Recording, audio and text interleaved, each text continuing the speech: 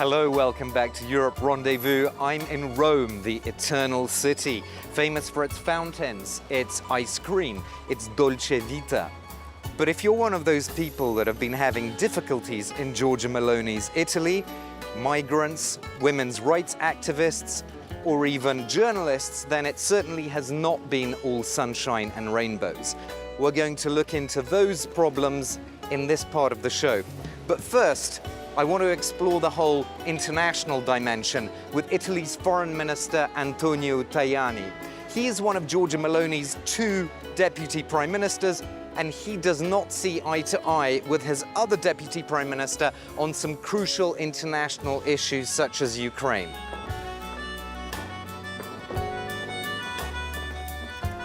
Foreign Minister, there was a spectacular falling out between Prime Minister Meloni and President Donald Trump in June. He claimed that she was begging him to pose for a photo. She said, "Italy doesn't beg," which has become a famous phrase in Italy. Does this mean that this is a long-term break between Italy and the US, or is it just temporary? What Mr. Trump said is not true, but this is an episode. We are allies. We believe in transatlantic relations. But I think we should always speak the truth. And if we have to say no, we say no. You, of course, have a very different view about supporting Ukraine compared to your colleague, Mr. Salvini, who is also a vice president of the Italian government. Who is winning that argument on Ukraine in the Italian government? Is it you or is it Mr. Salvini? Italy's position is very clear. We support Ukraine. Russia was the one that attacked Ukraine. And after 4 years, it has not won the war. We want to work for peace, but it has to be a just peace. And as Europeans, we want to play our part. On migration, we've seen this returns directive for migrants going forward. The French president says France will not accept hubs for migrants in third countries. He says it's not in line with European values and it's not efficient. What's your view on that? Europe has made a decision. Europe is a democracy. We have the Council, we have the Commission, we have the Parliament, and we voted. So we should respect the rules of the European Union. As Italians, we have won because we made proposals and Europe said, yes, you are right. So we're very pleased about that because this is the right way to fight illegal immigration and to defend security. At the same time, we should promote legal migration. We want foreigners who respect our rules to come here and work. Foreign Minister Tajani, thank you so much for being on the programme. Now, on that whole migration issue, Prime Minister Meloni has approved a bill authorising naval blockades to stop boats arriving in Italy during periods of exceptional pressure, and also her outsourcing of migrant management to a centre in Albania has been a controversial model that other European countries are looking at. Luke Brown has more on the story. The universal language of football bringing together these fans of Ivory Coast. Arthur Bado arrived in Italy 4 years ago. For a foreigner who comes to another country, to grow, you have to integrate. But the death of a Moroccan-born man in Bologna in July while pinned down by police led to protests and further political polarisation. In Milan, volunteers at Naga provide legal advice to migrants. It's a haven in an increasingly hostile climate. The political propaganda of Italy's right-wing Meloni government makes resentment towards the so-called invasion of foreigners far more widespread. Yet there is no invasion. One symbol of Giorgia Meloni's tough stance, the new migrant detention centre built in Albania. It's a policy that has influenced the rest of the EU, paving the way for the European Returns Directive to send asylum seekers to external hubs in a third country. Europe isn't holding Meloni back. With the European Migration Pact, Europe hasn't curbed the right. It's opened the door to it. Net migration in Italy has fallen by over 60% since 2022. But faced with an ageing population, the economy depends on migrant labour. Indeed, the Employers' Federation has called for over 600,000 foreign workers. Italy is set to approve 500,000 work permits over the next 3 years. That's on top of the 500,000 undocumented migrants that were already given legal status, as Meloni adapts her tough migration rhetoric to economic reality. It's not a hypocrisy. They are confident that they are already tough enough on immigration in other aspects, so they're allowed to be somehow more open, more liberal in this specific aspect. That regulated flow of economic migrants is what brought Eric Gikundi to Italy from Kenya. His work permit was arranged by a construction company. For 1 hour, they used to pay us €1.50. Like most economic migrants, that means his life in Italy depends on keeping his job. I feel that I'm the property of the company because I cannot work in a different factory or a different company. For Italian labour union CGIL, the relationship between work permits and job contracts often leads to exploitation. The goal is to use them as part of an economic model, one on which the right relies upon. They accept the migrant, but only as long as he stays quiet, works, produces, and serves the needs of specific sectors that compete on the basis of low costs. Balancing economic realism and populist rhetoric leaves space for rivals on Giorgia Meloni's right. Roberto Vannacci split from the governing coalition party The League to form National Future. Its focus is on remigration or the wide-scale expulsions of people of migrant backgrounds, and it's proving influential. The criminals who have chosen a life of crime here in Italy, they can simply go back to where they came from. They can be remigrated. Vannacci echoes the League's position, and Meloni certainly doesn't hold moderate views. In February, Italy's government approved a naval blockade in the case of exceptional migratory pressures, a move that would criminalise NGO aid vessels, a sign that migration policy remains at the heart of Meloni's political strategy. For more on migration and other thorny issues such as electoral reform and abortion, I meet Ilenia Lucaselli, a member of parliament for Giorgia Meloni's Brothers of Italy party. Welcome to Europe Rendezvous. Thank you. Thank you for having me. Human rights groups have said there's been concerns about how migrants are described in the media or even in political discourse as well. Is there a problem with that? Do you think migrants are actually being actively stigmatized now?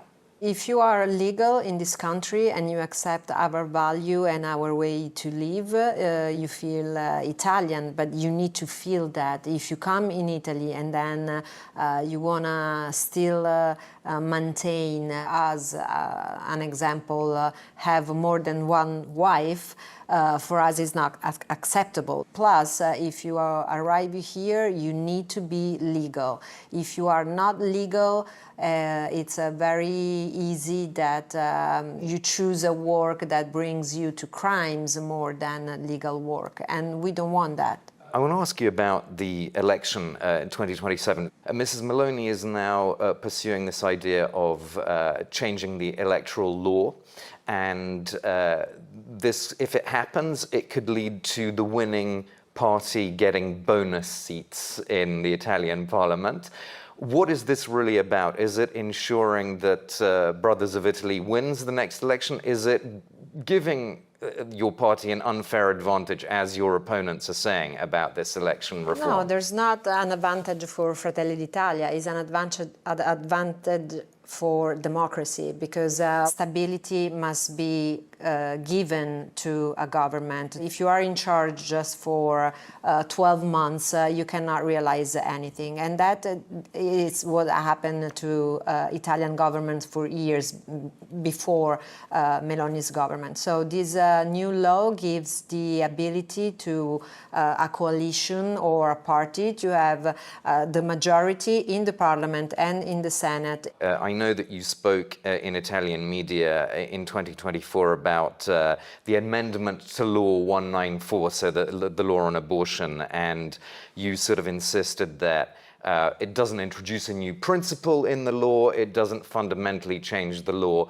But of course, since then we've had people, an advocacy group, saying that yes, there has been some pressure on women in family counseling clinics and so on. Are you concerned about a sort of erosion of abortion rights? No, abortion right is something that on which we will never give up.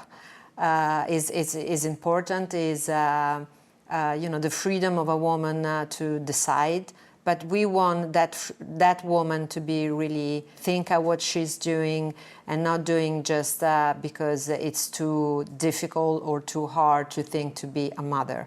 So we just want every woman to be very careful about his thoughts. I don't think that is just like take a pill for the headache.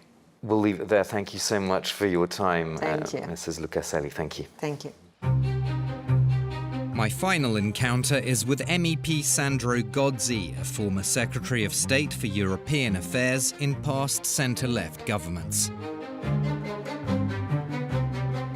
Sandro Gozzi, welcome to Europe Rendezvous. Thank you. So when Prime Minister Meloni says, I'm a Christian, I'm a woman, I'm a mother, that famous quote, what does that mean in terms of actual impact in Italy? It's a reactionary manifesto which has brought to a very negative attitude towards some aspects of civil rights. For example, there is the will of making the life impossible to gay homosexual couples who have adopted kids outside Italy. There have been legal cases. She de facto, not formally, de facto pushing, allowing the restriction of the exercise of the abortion rights, because there are abuses of the freedom of conscience. There isn't really the possibility in some region, in some hospital, to easily exercise the right to abortion. So, I mean, she creates a climate where the civil rights are much more at stake than they used to be. And on that question of abortion, we spoke to people from a family planning association. Have a look at this. IED is an Italian non-profit providing sexual and reproductive health services and education.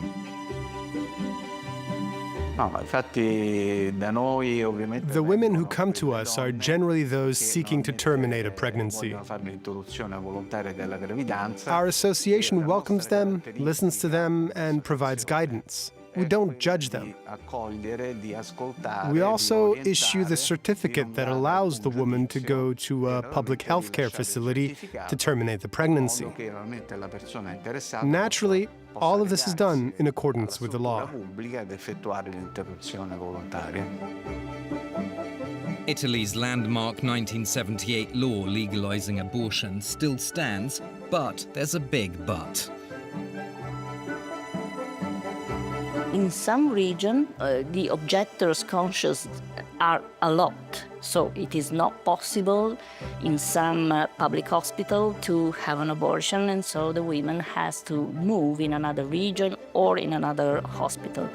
And this is not fair, because the law clearly states that in all the Italian territories, every woman has the right to find a place in which to interrupt a pregnancy, an unintended pregnancy. This is the real problem here in Italy. So there's a basic clash of two principles: freedom of conscience for doctors who don't want to perform an abortion, and freedom of choice for women who want to have one. Let's talk about the pressure on the media. Do you think now it's a different level of pressure than in the past? There's never been so strong the influence, the will of control of the government over the public services. Now, I mean, they decided, Meloni and his advisor in Palazzo Chigi, they decided which program should be broadcasted, who should direct the program. I mean, we have never seen that. So it's outsourcing the editorial aspect to a political decision maker. Absolutely, and this is why Italy is regressing in all the ranking on the freedom of the press. There are also journalists of right, the public broadcasting, which has been intimidated, which have been threatened. And we've seen journalists and associations asking for the European Commission to investigate all these things, but no formal proceedings have been opened. Is that because the European Commission is deliberately putting on kid gloves and not treating Italy as it should be treating it? Yes, and this is the choice of Ursula von der Leyen. I understand the fact that Italy is a big country, it's a founding member, so it is very important in the European Games. But Ursula von der Leyen has made a choice to accommodate Giorgia Meloni because she thinks that she needs Giorgia Meloni in the Council and especially in the Parliament because she wants to enlarge her majority to the extreme right. So this is a bad choice of Ursula von der Leyen. Do you think Giorgia Meloni, she's lost influence on the international stage because now she fell out so spectacularly with Donald Trump, but she's also not really with France and Germany on things like European defense, say? She's lost somewhere in the Atlantic, and probably she's waiting for a rescue, but I don't think the Europeans are ready to rescue Giorgia Meloni. Italy's GDP grew 0.5% in 2025. That's one of Europe's lowest growth rates. And the debt to GDP ratio, the debt ratio has grown to 137% by the end of 2025. And this is despite this massive infusion of the post-COVID recovery fund. What went wrong? The economic miracle doesn't exist. The lowest growth in Europe, the highest public debt in Europe, and the highest amount of European aid to Italy. The result is that without that plan, Italy would be in a recession, and she has missed the biggest opportunity in the recent history of Italy to reform this country, because the recovery plan foresees structural reform, and she has done very little of the structural reform. So when she talks about economic stability and this stable government compared to previous Italian governments, that's just sort of public relations.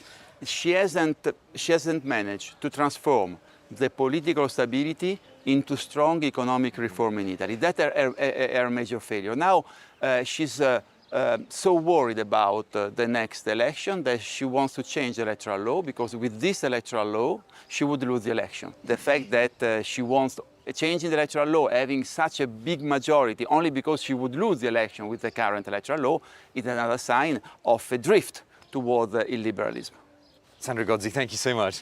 So as you heard there, 2027, a crucial election year in Italy and also in France, by the way. That's all for this edition of Europe Rendezvous from Italy. I'll see you again soon for our next episode from another European destination.